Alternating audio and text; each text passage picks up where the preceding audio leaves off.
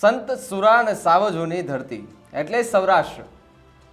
સૌરાષ્ટ્ર આમ તો ઘણી બધી જગ્યાએથી જાણીતું છે કે જ્યાં સંતો છે, મહંતોની ભૂમિ છે, સાવજો છે.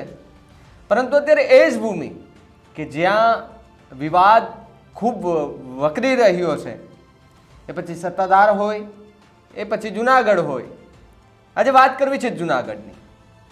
જુનાગઢ ભૂતનાથ મહાદેવ મંદિરની ટ્રસ્ટની જમીન જાહેર હરાજી કરવાના બદલે સીપી વેચાલ કરવાનો કારસો પડાઈ રહ્યા હોવાનું સામે આવ્યું છે. એવા સમાચાર સામે આવ્યા છે. હાલ આ જમીન ઉપર એક ટ્રસ્ટની સાર્વજનિક હોસ્પિટલ કાર્યરત છે, પરંતુ ભાદરની રકમ વધારવા પેન કેન પ્રકારે દબાણો કરવામાં આવતા આખરે દબાણવશ આ જમીન લેવા માટે હોસ્પિટલ ટ્રસ્ટ મજબૂર બન્યું છે અને તે પેટે 21 લાખ રૂપિયા પણ મંદિર ટ્રસ્ટને આપી દીધા હોવાનું સામે આવ્યું છે. જુનાગઢમાં દોમડિયાવાડી પાસે ભૂતનાથ મહાદેવની રેવન્યુ સર્વે નંબર 2852 પૈકી એક જમીન છે, જે જમીન 1995ની સાલમાં જે તે વખતના મહંત દ્વારા 838.80 ચોરસ મીટર જમીન હાટકેશ સાર્વજનિક તબીબી ચિકિત્સા ટ્રસ્ટને હોસ્પિટલ માટે મહિને 926ના ભાડે આપી દીધી હતી, જેમાં દર 5 વર્ષે ₹500નો વધારો કરવાની શરતે આપવામાં આવી હતી. જે મુજબ હાલ આ જમીનનું ભાડું 5000 અને 500 છે, પરંતુ મહંત વસંતગીરી બાપુના પ્રબલીન થયા બાદ મહંત અને મંદિરના ટ્રસ્ટી તરીકે મહેશગીરી બાપુ આવ્યા હતા. તેઓએ આ જમીન જે ખરેખર મંદિર ટ્રસ્ટની હોય અને કોઈ પણ ટ્રસ્ટની જમીન વેચવા માટે ચેરિટી કમિશનર મારફત જાહેર નોટિસ આપીને જાહેર હરાજીથી વેચી શકાય તેવો નિયમ હોવા છતાં આ જમીન અંગે હલચલ શરૂ થઈ હતી. હાટકેશ હોસ્પિટલના ટ્રસ્ટી મંડળના અંગત સૂત્રો એવું જણાવ્યું કે મહેશગીરી બાપુએ આ જમીનમાં ભાડું વધારવા માટે ટ્રસ્ટના હોદ્દેદારો ઉપર દબાણ લાવવાનું શરૂ કર્યું. તેઓ તેમના બાજમા મારફતે એવું કહેવાતા કે આ ભાડાની જમીને ખાલી કરાવી આપો અથવા વેચાતી રાખી લ્યો. આ બાબતે ટ્રસ્ટના હોદ્દેદારોએ મચકના આપતા 7 નવેમ્બર 2024ની રાત્રે લગભગ 3:30 જેસીબી મારફત હોસ્પિટલની પાછળની દિવાલ તોડી નાખી, જે અંગે ટ્રસ્ટના હોદ્દેદારોએ પોલીસ પાસે મદદ માંગી અને શ્રી ડિવિઝન પોલીસ સ્ટેશને રજૂઆત કરી, પરંતુ પોલીસે તે સમયે કેસ કાજદારી નથી, પરંતુ દીવાની દાવો કરવો પડશે તેમ કહીને હોદ્દેદારોને રવાના કરી દીધા હતા.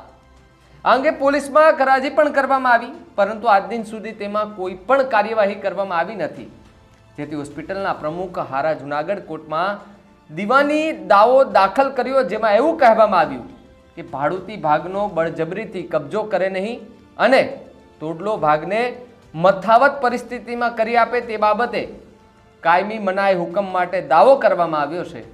જે દાવો મહંત ખેસ મહેશગીરી સામે કરવામાં આવ્યો હતો, જેમાં એવું કહેવામાં આવ્યું કે થોડા સમયથી ટ્રસ્ટના હોદ્દેદારોને મેનકેન પ્રકારે શરતો મૂકીને ભાડું વધારવા માટે અથવા તો મેડિકલ સ્ટોરમાં તેમના પસંદગીની વ્યક્તિને આપવા માટે આખી જે વાત છે તે પણ થઈ રહી છે.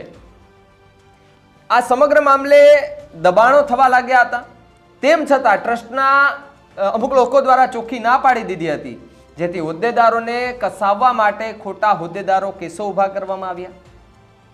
પમડીઓ અને તમામ લોકો જે છે તે આવવા લાગ્યા અને બાદમાં 9 નવેમ્બરની રાતે જેસીબી મારફત દિવાલ તોડી નાખવાનું કારસ્તાન કરવામાં આવ્યું. કોર્ટ સમય દીવાની દાવો કરવામાં આવ્યો છે, જે હાલ કોર્ટમાં પેન્ડિંગ છે. પરંતુ આ વાત એ છે કે ખરેખર ભૂતનાથ મંદિર ટ્રસ્ટની જગ્યા હોય તેને વેચવા માટે ચેરિટી કમિશનર મારફત જાહેર હરાજી છે એ કરવી પડે છે, પરંતુ હોસ્પિટલ ટ્રસ્ટને ₹5500માંથી સીધું લાખો રૂપિયાનું ભાડું આપવા એવું કહેવાય કે આ જમીન ખાલી કરી આપી દો અથવા જમીન વેચાતી રાખી લ્યો, પરંતુ અંતે હાટકેશ હોસ્પિટલના ટ્રસ્ટીઓએ એક કમિટીની રચના કરી, જે કમિટીએ અને કબાણ હેઠળ આવીને આ જમીન રૂપિયા 2.21 કરોડમાં સોદો નક્કી કર્યો અને તેની સુધી પેટે 21 લાખ રૂપિયા ભૂતનાથ મંદિર ટ્રસ્ટને બેંક એકાઉન્ટમાં તારીખ 25 નવેમ્બર 2024ના રોજ RTGSથી આપી દીધા હોવાનો પણ ખુલાસો થયો છે અને એમના સ્ક્રીનશોટ પણ વાયરલ થયા છે અને એક આખું પેજ જે પણ વાયરલ થયું છે. પરંતુ જુનાગઢની અંદર મહેશગીરી બાપુ પર પણ આરોપો લાગવામાં આવી રહ્યા છે કે જે ભૂતનાથની આખી જગ્યા છે તેને પચાવી પાડી છે, ખોટી રીતે લોકોને હેરાન પણ કરે છે, તેવા પણ આરોપો લાગ્યા છે. મહેશગીરી બાપુની સામે હોય તો ઘણા બધા લોકો છે કે જેમની સામે અવાજ ઉઠાવી રહ્યા છે. ગિરીશ કોટેચા કે જે વારંવાર રાજકોટ આવીને પ્રેસ કોન્ફરન્સ કરતા હતા, ત્યારે મહેશગીરીએ એવું કહ્યું કે તમે જુનાગઢમાં કેમ પ્રેસ કોન્ફરન્સ નથી કરતા, કારણ કે અહીંના પત્રકારો બધું જાણે છે. તો એનો વળતો જવાબ આપવા માટે થઈને ગિરીશ કોટેચાએ છેક જુનાગઢમાં જ પ્રેસ કોન્ફરન્સ રાખી અને ત્યાંથી જ મહેશગીરીનો ઉધડો લીધો. એ બાદ મહેશગીરીએ કોઈ પણ જાતની પ્રતિક્રિયા આપી નથી. પરંતુ આ જે મુદ્દો છે અને જે સ્ક્રીનશોટ્સ વાયરલ થયા છે, જે પ્રૂફ સામે આવ્યા છે, મુદ્દે તમારું શું માનવું છે અમને કમેન્ટ કરીને ખાસ જણાવજો. આવા જ વધુ સમાચાર માટે આપ જોતા રહો ન્યૂઝરૂમ ગુજરાત. નમસ્કાર.